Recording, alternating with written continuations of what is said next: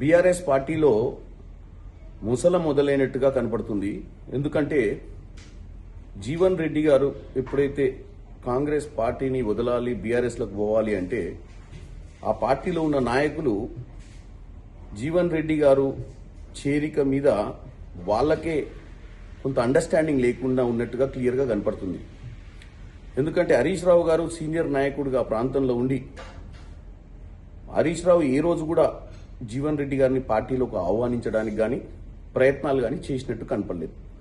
రెండోది, కేటీఆర్ గారు జగిత్యాల పోయినప్పుడు మొదటిసారి జీవన్ రెడ్డి గారిని విదేశాల నుంచి వచ్చి హరీష్ రావు గారి ఇంటికి వెళ్ళి బతిలాడి తీసుకుపోయిన, ఎందుకంటే చూడటానికి బాగుండదని, ఎవరైనా హరీష్ రావు రాకుండా ఓన్లీ కేటీఆర్ వస్తాడని.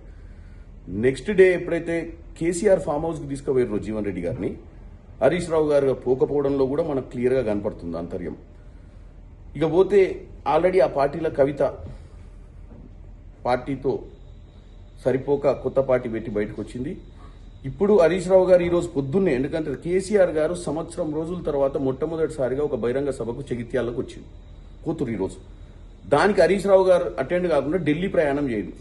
దీన్ని బట్టి చూస్తే ఏమర్థమవుతుందంటే బీఆర్ఎస్ పార్టీ భవిష్యత్తు అంధకారంలోకి పెట్టేట్టుంది. ఎందుకంటే హరీష్ రావు గారు ఢిల్లీలో ఎవరితోటి మంతనాలు చేయడానికి వెళ్తుండు, ఆయన భవిష్యత్ ప్రణాళికలు ఎలా వేసుకుంటుండు అనేది క్లియర్గా మనకు తెలిసిపోతుంది. ఇంకా 2 రోజులైతే తెలుస్తుంది ఢిల్లీలో ఎవరెవరిని కలిసి వస్తుండనేది. కాబట్టి కేసీఆర్ గారు ప్రతి సంవత్సరం ఏదో ఒక టైంలో ఒకరోజు పండగ చేయడానికి బయటకు వచ్చి ఒక చిన్న సభ పెడతాడు. ఈరోజు కూడా అదే విధంగా జీవన్ రెడ్డి గారి సభకు పోతుండు. జీవన్ రెడ్డి అనే వెస్టెడ్ ఫోర్స్, అంటే కాంగ్రెస్ పార్టీలనే రోజు నసుకుతూ కాంగ్రెస్ పార్టీ మీదనే రోజు నాయకత్వానికి ఎగెనెస్ట్ గా మాట్లాడిన అతన్ని బీఆర్ఎస్ లో జాయిన్ చేసుకుని అక్కడ కార్యకర్తలకు కూడా మింగుడు పడతలేదు. ఎందుకంటే ఆయన వల్ల పెద్ద లాభం వచ్చేది ఏం లేదు, కానీ నష్టం జరుగుద్దేమోనని వాళ్ళు భయపడుతున్నట్టుగా క్లియర్ కనపడుతుంది.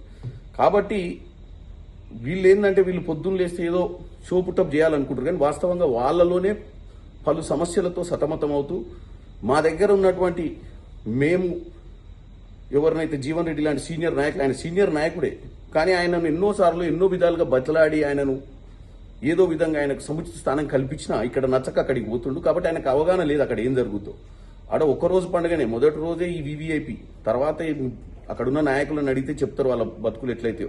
మొదటి రోజు నాటుకోడి, తర్వాత అసలు గేట్ కాడికి కూడా రానియరు. కాబట్టి ఈ యొక్క పరిణామాలు అన్ని చూస్తుంటే ఈ యొక్క బీఆర్ఎస్ పార్టీ భవిష్యత్తు చాలా కష్టకాలంలోనే ఉన్నట్టుంది. ఎందుకంటే కేవలం కాంగ్రెస్ పార్టీని వ్యతిరేకించడానికి ఈరోజు మేము కాళేశ్వరం పోతున్నాం, కాళేశ్వరంలో జరిగిన అవకతవకలు చెప్పే ప్రయత్నం చేస్తున్న సమయంలో ఒక సభ పెట్టి ఏదో పెద్ద నాయకుడిని తీసుకుంటున్నాము, కాంగ్రెస్ పార్టీ నుంచి తీసుకోవడంతో కాంగ్రెస్ పార్టీ వీక్ అవుతుందని చెప్పడానికి ప్రయత్నం చేస్తున్నారు వాళ్ళు.